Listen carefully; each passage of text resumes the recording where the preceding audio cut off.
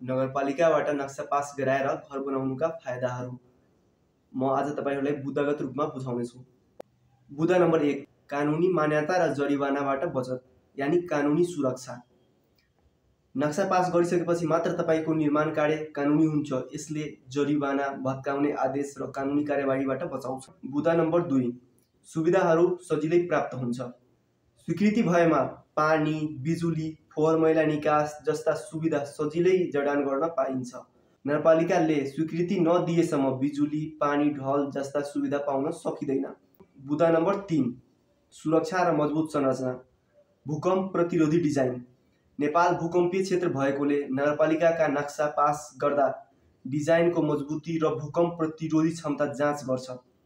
बुदा number 4, कारोबारमा सजिलो। बेच्न वा कर्जामा सहजता हुन्छ। नक्सा पास भएको घर बेच्न, गिरवी राख्न वा बिमा गर्न सजिलो हुन्छ। बैंक कर्जा लिन पनि यो अनिवार्य नै छ। बुदा नम्बर 5, भविष्यको जोखिमबाट बचत। अनाधिकृत घरलाई नगरपालिका वा अदालतले भत्काउने आदेश दिन सक्छ, जसले ठूलो घाटा पुर्याउँछ। बुदा नम्बर 6, सरकारी क्षतिपूर्ति र राहतमा पहुँच यानी सरकारी सहयोग। प्राकृतिक प्रकोपमा कानुनी स्वीकृत संरचनाले मात्र सरकारी राहत र सहयोग पाउँछ।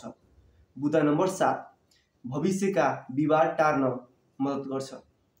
स्वीकृत नक्साले छिमेकी वा नगरपालिकासँग सिमाना वा कानुनी विवाद टार्न मद्दत गर्छ र सामाजिक रूप स्वीकार्य संरचना निर्माणमा पनि मद्दत पुर्याउँछ। बुदा नम्बर 8, उचित जग्गा प्रयोग।